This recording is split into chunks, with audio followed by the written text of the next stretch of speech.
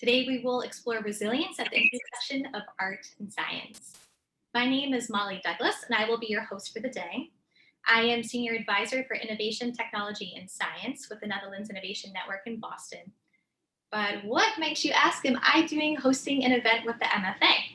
Well, art from the past, showing the ingenuity of people from across time and place, can propel conversations and inspire creative thinking, including about our changing environment. Pairing an American art historian and a Dutch expert in hydraulic engineering, we will look together at the role of water in our world and the centrality of the Netherlands in Boston in helping us think through the importance of sky and sea to our world in the past, present, and future. We hope that this event inspires you to consider art in our changing environment in new ways. Together, pulling across disciplines, life experience, and perspective, we can learn to see and think differently. So starting us off today are two leaders from our respective institutions. They are Christopher Atkins, Van Otterloo Weatherby Director of the Center for Netherlandish Art at the Museum of Fine Arts, Boston, and Herman Quarles, Consul General of the Netherlands in New York. Then transitioning to a deep dive examination of two paintings, we have Alexandra Libby, Associate Curator of Northern Baroque Paintings at the National Gallery of Art in DC, and Bas Jonkman, Professor of Hydraulic Engineering at the Delft Technical University in the Netherlands. Following will be a small group breakout session with all of you to discuss a third painting. And then afterward, we'll reconvene to put the day's discussion into the context of our forward climate imperative. Leading this closing reflection will be Sonia Plessette, Executive Director of the James N. and Kathleen D. Stone Foundation, and Kathy Abbott, President and CEO of Boston Arbor Now. But before we get started, just one more thing. I want to share some housekeeping notes with you. In order to have breakout rooms, this event is hosted meeting style, and we're asking all attendees to please stay muted until the breakout rooms begin. The first part of our event is being recorded and will be shared afterwards, but never fear, the conversations in your breakout rooms will not be recorded, so you can speak freely. For those of you who would like captioning, at the bottom of your Zoom window, click the up arrow button next to closed caption and then show subtitle to start displaying the live transcripts. Now with that, I will turn it over to Chris Atkins with the CNA to get us started. Chris, the floor is yours. Great, thank you, Molly. Welcome, everybody. It's really exciting to see so many people here, so many friendly faces, and get to meeting virtually some new ones. Thank you for joining us for this conversation today. And I want to begin by thanking all our partners who came together to bring this event to fruition. Mark Doutmeyer and Molly Douglas, the Netherlands Innovation Network Boston, Carter Kraft of the Consulate General of the Netherlands in New York, as well as many colleagues across the MFA, but especially Blair Hollis and Louisa de Camargo. Thanks too to everyone who has offered to serve as a breakout room moderator today, and of course to all of our panelists. As Molly introduced, today's virtual program is in advance of the formal launching of the Center for Netherlandish Art, or the CNA. This fall, we will open a wholly new installation of the galleries devoted to Dutch and Flemish art of the 17th century at the MFA, and a brand new state-of-the-art library and research center within the museum. In short, the CNA has a twofold mission: to propel the study and appreciation of Dutch and Flemish art in Boston and beyond. In many ways, this event epitomizes where we're going. We are collaborative, steeped in dialogue, interdisciplinary, and rooted in works of art of the highest quality. The CNA serves as a convener, bringing people together around great works of art and sparking conversation. Conversations not only about the past, but also the present and our future. And our conversation today addresses one of the world's largest looming issues, climate change. Dutch painting of the 17th century perhaps offers an unexpected, but actually a perfect entree to the discussion. Famously, Dutch artists ventured boldly into the local environment for inspiration, creating naturalistic images of the Netherlands. In so many ways, the artists were responding to a changing world. The environment of the Netherlands underwent significant change, accommodating a skyrocketing population, reclaiming land from the sea through vast systems of dikes and canals, and hosting various interventions to transport people and products in, out, and through the region. To help us think about these issues, we decided to pair an art historian and a scientist. We want to learn what they see, how they see, and what looking at Dutch painting together makes them think about. This is cross-disciplinary dialogue in action. In the process, the conversation will help us see these pictures in new ways and help us see how the pictures relate to today and our world. And the goal is really to get us looking, thinking, and talking so that each of us, representing so many fields of expertise here, can discuss together the state of our environment.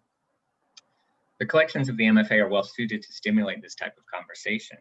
The collection has recently expanded as a result of the transformational gift of 114 17th century Dutch and Flemish paintings from two local collecting couples, Rosemary and Ike van Otterloo and Susan and Matthew Weatherby. For example, the MFA now has an extensive selection of marine and water painting.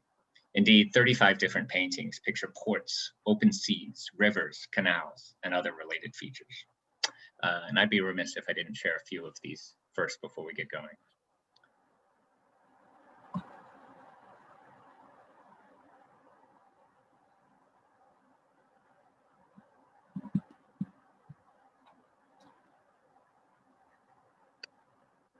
The historical collection proudly contains Jacob van Ruysdael's Rough Sea, an exceptional seascape by the great master of Dutch landscape painting.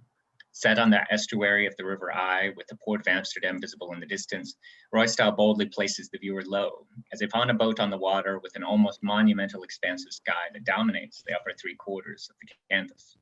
Ruysdael simultaneously constructed a palpable image of sea and sky as it could have looked, and given us a testament to his mastery at applying paint displayed through depth simulation of different textures and surfaces. That he crafted ephemeral effects of wind and choppy seas with a relatively limited palette of whites, grays, and blues is even more impressive.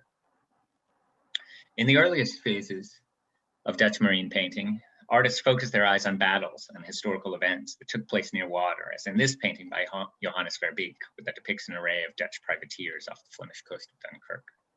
Note too the high horizon line that provides more space for land, water, and ships. Soon thereafter, though, Dutch artists turned their attentions to more atmospheric renderings of the intersections of sky and sea, while still rooted in a sense of reality. In Seascape with a Rainbow from about 1631, Jan Porcellus chose to focus on the appearance of the effects of water and atmosphere, rather than on an identifiable location. More so, Porcellus included a rainbow, perhaps the earliest instance of a Dutch artist painting a rainbow as a natural phenomenon. Artists like Solomon van Ruysdael, Jacob's uncle, continued this approach for decades. In this particularly lovely example from the Weatherby collection, one of three by the artist that will be on view at the MFA beginning this fall, the master of the Dutch river scene took the opportunity to show off his handling of the brush and astute sense of coloring. The mood is one of calm, of stillness, of tranquility. Light shimmers off the glass-like water that is streaked by shadows from the cloud cover. Though small, Ruysdael made sure to place people on the boats. And this is really important, I think. It speaks to coexistence and inseparability. Water and land, sky and sea, people and the environment. The paintings at the MFA also demonstrate the shared cultural links between Massachusetts and the Netherlands. Not only is Boston home to a great collection of Dutch art and a rich history of studying it, but like the Netherlands, we are deeply connected to water. Water and ports have been a significant focus for historical and contemporary commerce. Like Amsterdam's canal ring, the Back Bay neighborhood of Boston is also reclaimed land. And as regions close to the sea level today, we have shared concerns about the urgent issues related to rising sea levels. And so with that, I'm very much looking forward to our conversations today in the panel and in the breakout rooms. I'm excited to see how thinking afresh about art of the past opens our eyes to the issues of today and tomorrow and invites us to address those issues facing our climate together. Thank you. Thank you, Chris. I would now like to turn it over to Herman Quarles, our Consul General in New York, for an introduction to the Netherlands' relationship with sky and sea. Herman, the floor is yours. Thank you very much, Molly. And thank you, Chris, for this really interesting introduction, which brought back my memories of a wonderful visit that you hosted in Boston last year through your amazingly interesting collection at the CMA's Center for Netherlandish Art. I'm delighted to be joining today's event, in which we bring together Massachusetts and the Netherlands to discuss resilience at the nexus of art and science. What do you think of when I say the Netherlands? Perhaps water? 60% of our country is prone to floods, and about 30% of our country is below sea level. You might recall the boy the tale of the boy who saved all of the Netherlands from a flood by plugging a leaking dike with only his thumb. Maybe he did, maybe he didn't. But in any case, that's not the whole story. There have been many young boys and girls in the Netherlands who have grown up helping the Netherlands keep its feet dry. The Dutch have long pursued resilience through living with nature and building with nature, like Massachusetts. This has influenced our entire way of life, our culture, our science, our economy. We bike instead of drive. We're accelerating offshore wind so we can rely less on gas. We're always trying to create our own energy transition to clean power. To do this, we build with and not against the landscape and the seascape. Following devastation during the 20th century by war and by floods, we created the Delta program, often symbolized by massive waterworks, to better contend with climate change. But today's challenge in coastal management and governance is not in holding back the water. Instead, here in the Anthropocene, we try to innovate within and around the flow. We possibly can't build our way out of most threats, but we know good design can help us go a long way towards a healthy, productive, and future-proof society. As a nation and as a people, we also use what we have learned to help others contending with environmental uncertainty. Our know-how has supported governments and communities around the world. We share people. Some of you have met Henk Ovink, the Netherlands' first special envoy for international water affairs. He advised President Obama's administration on recovery in the wake of Hurricane Sandy. He also visited Boston with our Prime Minister almost 2 years ago now. We share ideas. This month, our embassy launched a resilience guide, Adaptation for All, developed with the American Flood Coalition and Dutch company Arcadis. Molly, perhaps you can share the link to the guide so people can download it for those who are interested. But most importantly, we learn from others. Today's exchange comes 5 years after we launched a best practices exchange with the city of Boston. Through Climate Ready Boston, through workshops and more, we've seen on both sides of the Atlantic the importance of blending knowledge and perspective. The solution we need won't come just from engineers, scientists, and policymakers. The solutions will come from the whole of society, living in, around, and with the water. That's why when we talk about resilience, we mean cultural, social, economic, as well as climate resilience. They are interconnected and impact one another, as do we. So this is what brings us together today, pursuing resilience through the sharing of integration of knowledge. In the wake of major elections on both sides of the Atlantic and the ongoing pandemic, people are starting to see things differently. Our homes, this planet, how we spend our time, the future or futures we want.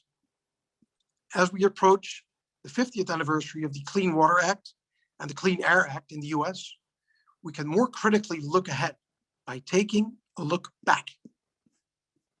Let me now close by thanking all our collaborators and the speakers joining us today. Alexandra Libby, Bas Jonkman, Sonia Plessett, and Kathy Abbott, Chris Atkins, and Blair Hollis. And thank you all for joining us. I look forward to interesting discussions today and to the opening of the Center for Netherlandish Art this fall. Thank you very much. Thank you, Herman. Now, joining Chris, we have Alex Libby from the National Gallery of Art and Bas Jonkman from Delft Technical University.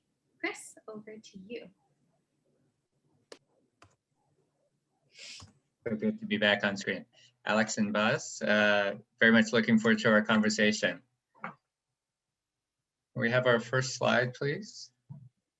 Yeah, so what we're going to do today, everyone, is we're going to look at a couple of pictures together. Literally, our two experts looking and sharing together their thoughts on some examples, and we'll see where our conversation takes us. So perhaps, Alex, I'll start with you. When you see a work like this, or see this work in particular by Salomon van Roystel, a fantastic painting in and of itself, what do you see when you look at this? Well, thank you, Chris. Thanks for having me. I'm really pleased to be here today.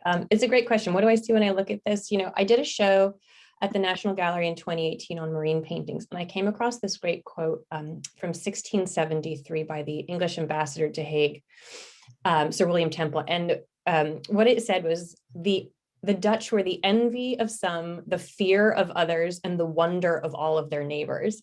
And this had everything to do with their relationship to the water, something that you spoke about nicely. You know, they had this massive fleet of cargo ships that they used to traverse the globe in the service of their trade and transport ambitions. And they built warships that defended the Republic and established this herring fishery empire in the North Sea.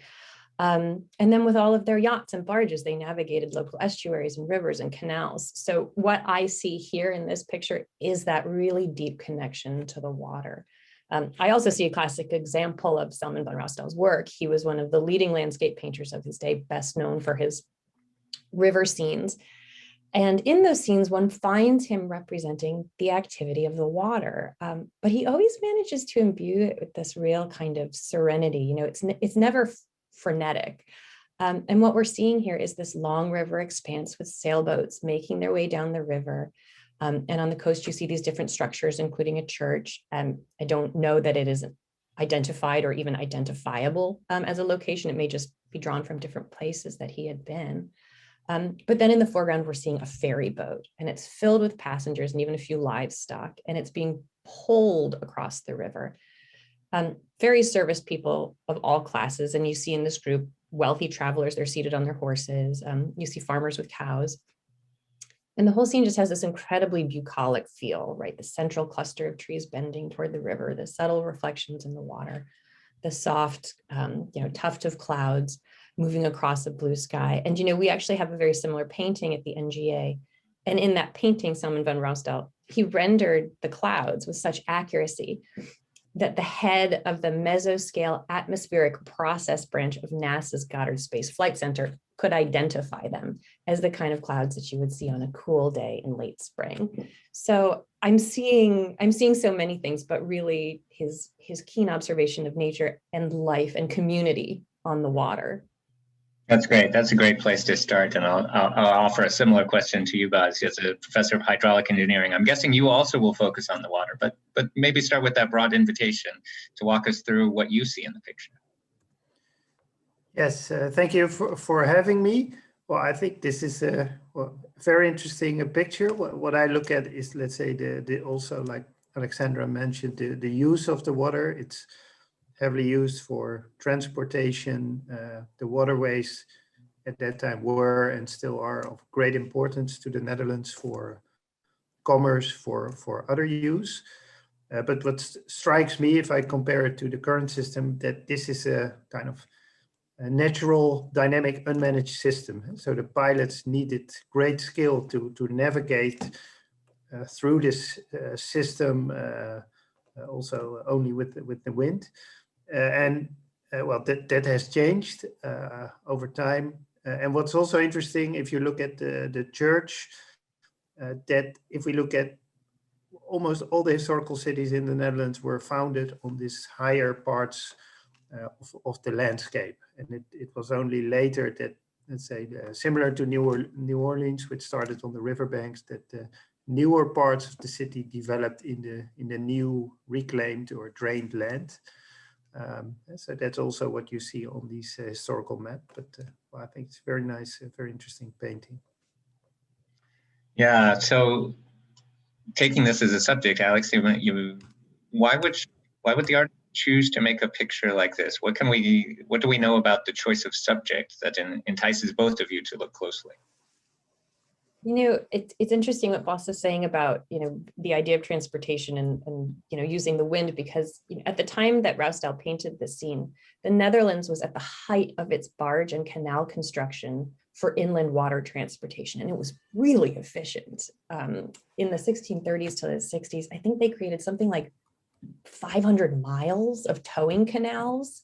And those are straight canals, and there were they were horse-drawn barges, and they transported passengers. And you could go by barge from Amsterdam to Haarlem like in an hour, with trips leaving every hour and a bell tolling on the hour. So no surprise to the Dutch in the room that they were very sophisticated and very timely.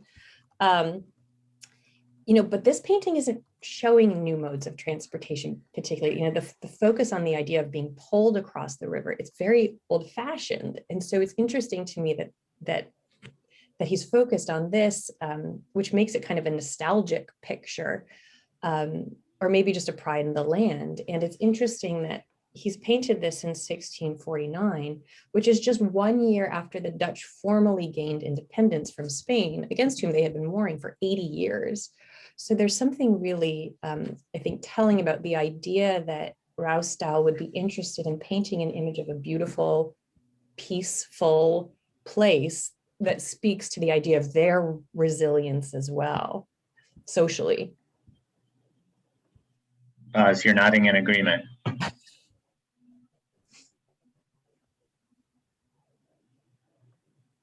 I think we lost you for a second, Baz.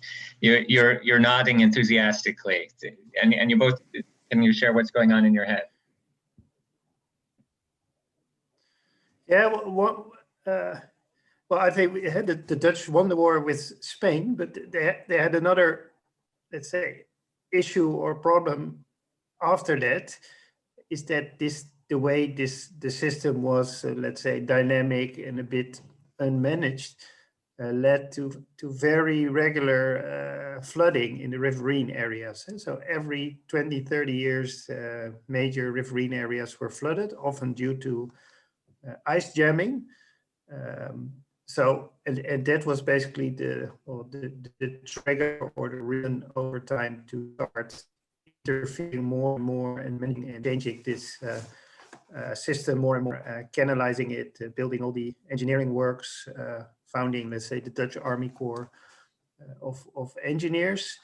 And what is interesting to me that we are now at a point in time where we are looking back and saying, well, maybe we need to, go back or make some changes to make it a bit more of a natural dynamic system. So the Consul General already mentioned building with nature, room for river, those concepts. And I think if we do that, it is important to look back at how it was in history, how the system performed, behaved, used, and was visualized to find inspiration for those type of, let's say, the future interventions and strategies, which will be more nature-based.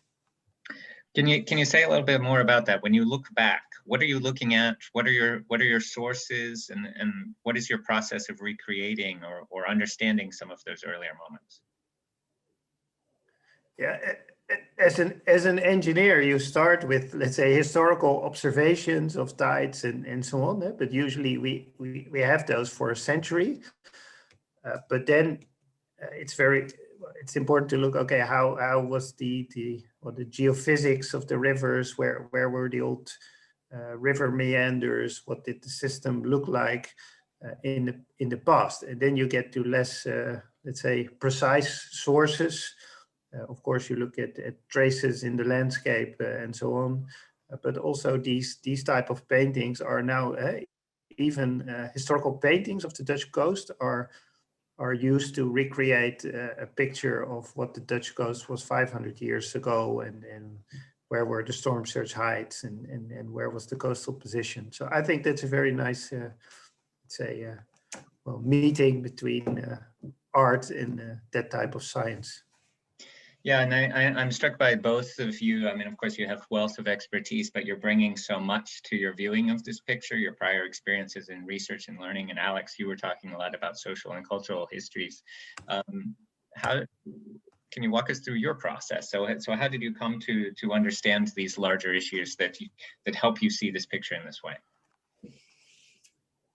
That's a good question. I mean, I think as an art historian, we always start with the object itself and really trying to sort of tease out what it is we're seeing represented, and then bringing to bear what we know of the artist, where he's from. Rousdahl, is from Haarlem, but he travels. So he tends to focus on these more local scenes, unlike his nephew, who ends up going, to more towards the German coast, or not coast, the German border. And so with a scene like this, saying, okay, like I see this river landscape. I know that he's very famous for his river landscapes.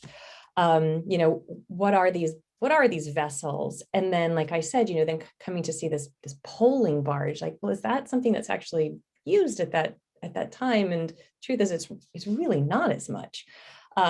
So then what is the year that he's painting this? Oh, 1649. So you sort of build on it in that way. But I love hearing Bas talking about how this can be used today, because I think as an art historian, at least in our training, we're not always taught to use these to look forward. We just tend to sort of keep looking back and going backwards in time. So what is the history of this kind of painting? What is the artist's training like? So you're always sort of looking back in time as opposed to sort of projecting forward. Yeah, absolutely. No, that's a great thought. And even the way that I framed your introduction, Alex, framing you as an art historian places you looking at the art of the past, or looking at the art through those lenses of the past. And that's just one way that we can approach these things. And of course, this period is an interesting one because of the naturalism, and we as art historians grapple with this long history of how real are these things. And maybe we could turn to the next slides, where we have an identifiable location. Alex, can you tell us a little bit about this location in the 17th century? Yeah, sure. Eggmandanse was a fishing village about 10 kilometers west of Alkmaar, which puts it on the coast of the North Sea in the province of North Holland.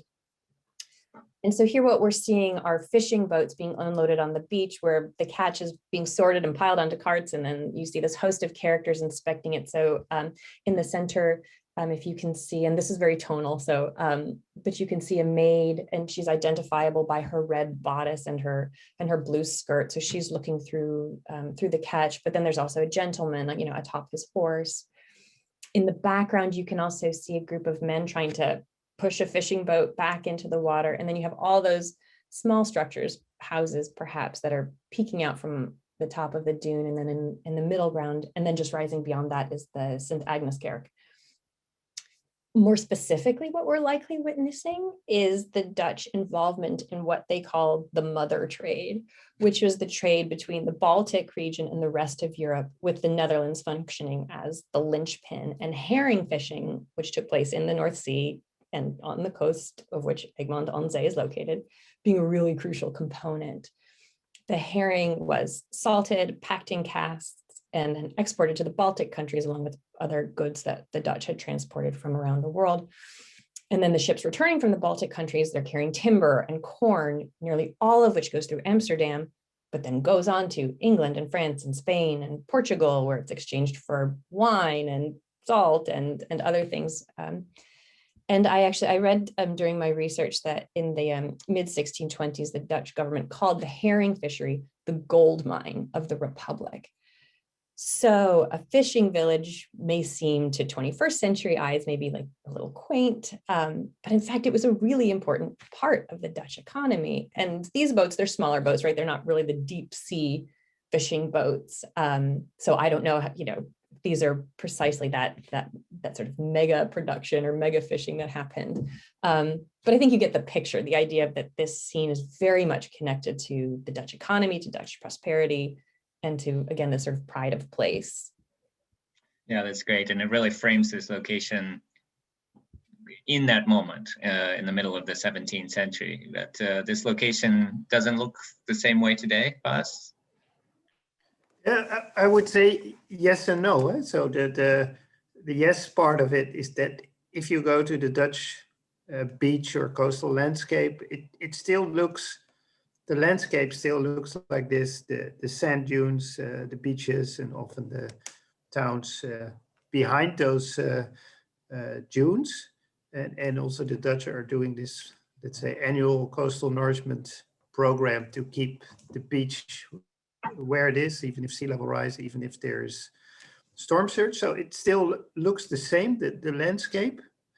But what has changed over time is the, let's say, the position of the coast. Like particularly the towns like Eggmandanse, they built the church on a prime location on the coastal waterfront, and over time, well, due to coastal erosion and storm surges, parts of the city were well, basically lost to the sea. So in Egmond, they have lost this church when even in 20th century, when they were doing projects on the coast, they still found old remnants of this old part of town, which was eroded. But again, that process of retreat or give and take, well, was stopped or changed when the Dutch in the 20s and the late 20th century said, okay, we're going to do with nourishments, keep the coast where it is. And of course, the use is different. On nice summer days, it can still look as crowded, but then with tourists and so on. So. And there were tourists then, right? I mean, like this was a major place for city dwellers to come and watch the work of the fishing fleets. It was a popular leisure activity. So it's interesting. And, in the 16th century, Eggmandanse was the site of major events. There was this very famous flood in 1570 called the All Saints flood, so on November 1st, in which this huge storm surge pushed the water to unprecedented heights. It broke, breaking the dikes, causing horrendous flooding. And I think the total number of dead was thought to be in the tens of thousands. But at a minimum, tens of thousands of people became homeless. Livestock was lost in huge numbers. Winter stocks of food destroyed. And actually then the next year in 1571, evidently the town fell victim to a notorious pirate named Bartel Intes, who plundered the houses, set fire to the St. Agnes Kirk, and the nave burned down. And then I guess some 50 years later, the nave was rebuilt with funds generated by taxing the fishermen for the rights to sell their catch in the town and along the beach. So the village has quite a history and its people to overcome, and then of course there's a strong connection between the fishing activities and the rebuilding of the church, which rises very prominently in the scene. So it seems to me that Van Goyen is really making that connection explicit in this painting. And he paints this scene like 12 times or something. I mean, he comes back again and again.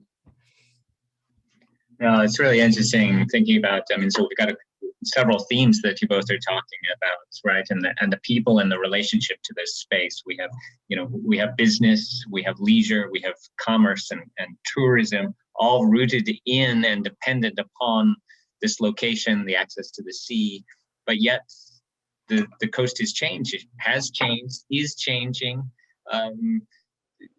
So where's the future of that, Baz? What will this look like going forward? Yeah, that is the big question, but we all know that let's say coastal adaptation of our coast in view of sea level rise and climate change is necessary. I think for large parts of the Dutch coast, the strategy is to focus on this nourishment.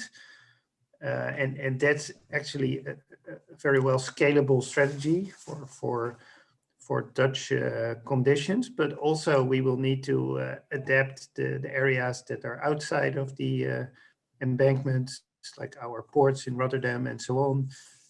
We have coastal levees, the famous storm surge barriers that were already referred to, and that will be, let's say, a major task to adapt those. Build the new Eastern Scheldt, the new Maasland barrier. Well, and we've looked at these issues that it is possible. It will be a major task similar to the Delta works again. But the relatively good news is that the sea level rise is a relatively slow process. So there is time, but we always need to do this not as a kind of big engineering intervention, but also really taking into account the landscape, the use, the functions. And yeah, it's a global issue. Collaborate with others. Boston. We're also working with Houston in Texas. Yeah, and also, well, there are many places around the world where these issues are very urgent, pressing. Jakarta, Bangladesh, and so on. So also their solutions are needed. So really international collaboration is required. Yeah, and the way you're framing that, I think, is an ongoing message that we all need to think about, is the activity of the response. That's an active, that we don't just sit around and wait for something to happen. Otherwise, it changes, and that there are ways to engage it. And you know, I want to return, maybe following up on that, to a word you used earlier, Alex, which is resilience, and indeed is part of our framing notion for the conversation. And I would like to hear from both of you, maybe as our concluding thoughts to this section, of how do you see resilience in these pictures that we've looked at today? You know, I love what Bas is saying, because it reminds me of that modern saying that you hear sometimes, that God created the world, but the Dutch created Holland. And the idea that maybe the Dutch, I mean, and I think that was really specific to land reclamation efforts, but the idea that it's in our hands, that it's in our power. You know, like I said, with this painting, for example, the idea of resilience, of just what we know from history, from these different disasters, that they continue to rebuild. But also the way that the Dutch adapted in the 17th century. And we'll see that when we go into our breakout rooms with the painting that you've selected, the way that we see the resilience in the face of a changing climate, the way that, you know, merchants diversified, you know, the way that they shipped, because of the way that storms could drain them. So they started, you know, putting their loads on different ships, for example. I know that's not something specific to these paintings we've just looked at, but you see in these images the way that the Dutch often had to adapt and to a climate in flux. And so whether that's, you know, the ways that they choose to transport. I mean, again, you know, what you've got at this time, you mentioned, Bas, earlier, that when we were looking at the Salmon van Roostal, that flooding was still an issue, you know, of the rivers. But then you have all of these other modes of transportation. Then you can also take to the roads, you know, which were probably highly rutted and very unpleasant. That was sort of like your secondary means of transportation, because the water was so much more efficient. But the way that I think you see a more diverse approach to living with the land in a lot of these images. Yeah, and for me, let's say resilience is or building resilience is about adapting the coastal system, the riverine system, or what the Dutch and others have done over the past century. I think that the challenge is that we really have to, let's say, be proactive and invest ahead for the things that are coming. And unfortunately, as humans, that's what happened in New Orleans, that happened in Netherlands, 1953. After that, we built the Delta Works, so we are reactive. And I think, well, the new ways, the modern engineering, the more dynamic, flexible solutions, like the Norsemen's on the coast, can really help to create better and more attractive coastal landscapes and features.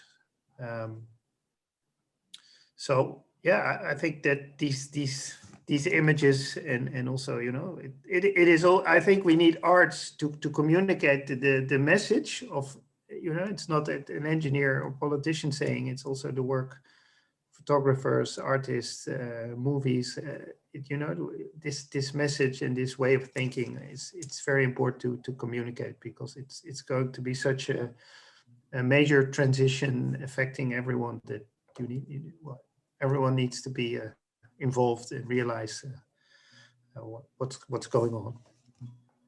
Yeah, that's a fabulous concluding thought for our conversation. would love to keep looking and talking with you both about this, but want to engage others in the conversation. So Alex, Bas, thank you so much for taking the time and sharing your knowledge and your insights with us.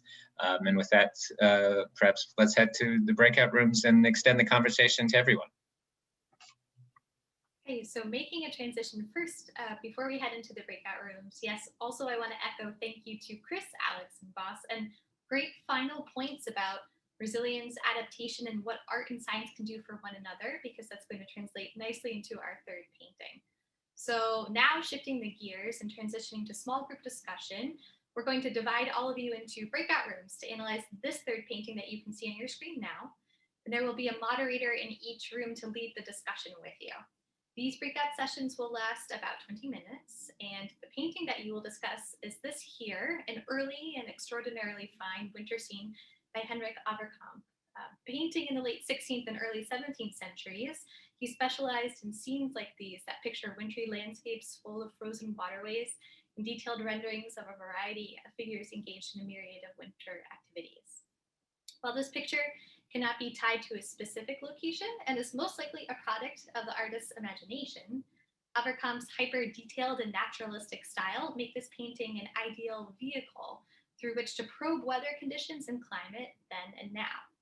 Okay, and so with that introduction to Averkamp's work, my colleagues are now going to send you from the main stage into your respective breakout rooms, and we will see you back in 20 minutes. Welcome back, everybody. Welcome back to the main stage. I hope you all enjoyed conversation in your respective breakout rooms, and building off the observations in the last session and bringing in their own expertise now, I'm going to turn it over to Sonia Plessette of the Stone Foundation and Kathy Abbott of Boston Harbor Now to put today's discussion in the context of our forward climate imperative. So Kathy and Sonia, tell us, what can the arts teach us about resilience, and where do we go from here? Thank you so much. And I just want to thank the MFA and the Netherlands Innovation Network for gathering us all for what has been just a fascinating afternoon. I'm so thrilled to be part of it. And as we've seen so vividly today, both through the panel presentations and through our small breakout groups, just how much the arts helps us understand the world, the past, the present. It's a window into another time, into another culture, into another place, but it also helps us just reflect so deeply on our own place and our own time and the lives we live today. So Kathy, my good friend, Kathy Abbott and colleague, and I are here as representatives of two organizations in Boston that are deeply dedicated to resiliency efforts, to making vulnerable coastal regions adaptive to climate change. And while using examples that we can borrow from the Dutch, living with water, building with nature, these are all themes that are deeply important to us in our work. Our Dutch colleagues and friends have been living with water, as we've been talking about, for a long, long time. We have much to learn from their green tech, from their innovative ethos, and their deep commitment to sustainability. And Kathy and I have been fortunate to be working with the Dutch consulate for several years now as part of our work with the Stone Living Lab, which you'll hear a little bit more later, but is a new research and educational initiative here in Boston that's conducting transformative research and education to make our coastline more resilient, and with a specific focus on the Boston Harbor Islands National and State Park. We bring research out of the lab and into the real world by creating a user-centered, open, innovative ecosystem. We're delighted to be here and share what we learned from participating in these breakout sessions. And so I just want to start off by asking Kathy, what did you learn? What did you notice? What did you find interesting as you went from room to room? It was really fascinating, I think. Well, first of all, I think one of the best things to happen to STEM was STEAM. And so today's session, combining arts and science, is a step in the right direction. And Alex mentioned arts looking back, but I think art also really effectively looks forward, as does engineering. And I think that the future is I think art and engineering have a huge, or science have a huge role going forward. I think that in the specific conversations around the most recent painting, it was very much about seeing that painting and the role that water plays, that the waterfront plays in community and building community in the economy. in the social fabric, in the environmental fabric. And that's much about how we think about Boston Harbor, right? For the city and for the region. It is very much, our city, by the way, is 89 square miles. Almost half of that is water. We don't tend to think of it that way. But the waterfront plays a hugely important role. And it's playing an even more important role now as we become more in tune with climate change and the need to deal with it, which we'll be doing through the Stone Living Lab, as well as a lot of other organizations and projects. But I think I heard the need for more art of our harbor and our rivers, which I thought was pretty exciting. Heard about, the 100 years of building resiliency in the Netherlands that we can now and are now really building on. And I think that the COVID influence was really fascinating. It came up a couple of times in terms of seeing that gathering and the elevated role that our blue and green public open spaces have taken as a result of COVID, which really, we're now trying to bring people down to the waterfront and to the water. At the same time, we're trying to protect people from it. And the nature-based solutions clearly have consistently occurred through history. And it's exciting to think about where we might be able to take those in the coming decades. Oh, that's great. I heard very similar themes in the sessions that I visited, particularly how much joy there was in the painting we saw.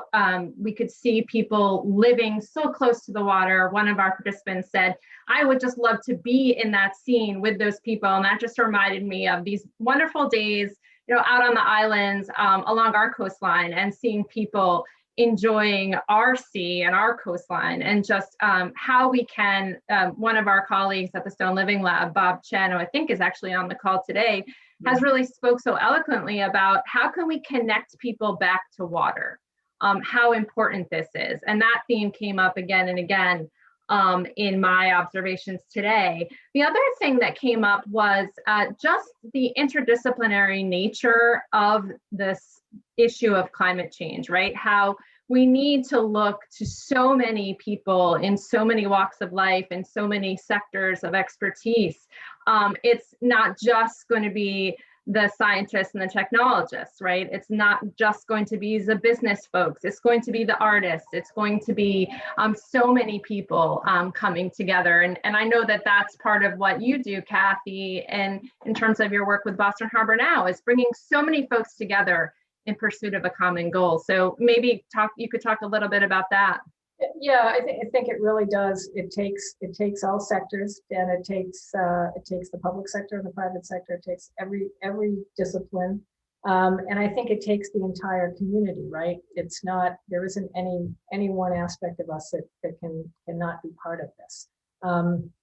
So Boston Arbor Now is really excited and thrilled to be partnering with the Stone Foundation and UMass Boston and the National Park Service and the city on the Living Lab. And using the Living Lab as a vehicle, not just for developing the science for use nationally and internationally even, but also as a vehicle, and this is Bob's area, for citizen science and the engagement of youth and individuals across the city and the region in actually doing the work. And so getting engaged, learning and connecting to not just to these places as wonderful community gathering places or places that are generating jobs and other things which are incredibly important, but seeing and understanding what was described in one group I was in as sort of the slow aspect of sea level rise. It doesn't feel slow here in Boston. It feels like our city, our leadership is really, and our state leadership has been very focused on the fact that this is happening fast. We need to act fast. And so the idea of doing real live research in situ, coming up with nature-based solutions that can then be on the islands, that can then be applied to the mainland, is really, really exciting. And involving everybody in that is incredibly, it's an incredible opportunity. I think that's a great note to conclude on, and what a great way for us all to gather today and begin that work together. So thanks so much, Kathy, and thank you to the MFA and our Dutch colleagues. This has been terrific. Thank you both, Sonia and Kathy, for your reflections and kind of grounding us in the next steps. So both hopeful and also urgent, right? Yes. And on that note, we want to keep today's momentum going, both on the side of science and innovation, and on the side of art, and at the intersection of the two. And so, in that vein, the Center for Netherlandish Art officially launches this fall with a new library and research center. And through the MFA's extraordinary collection, it will continue this type of conversation. Bringing people together across sectors is at the core of the CNA, and we are proud to partner with them on opportunities such as these and forward steps. For the Netherlands Innovation Network in Boston, we're here to forge connections between the Netherlands and Massachusetts in science, technology, and innovation. So please reach out with your ideas and please keep your eyes open for future projects. We look forward to seeing what comes out of today's event and be in touch. So finally, thank you to all who spoke, organized, and participated in today's event, and we look forward to seeing you again. Have a great day.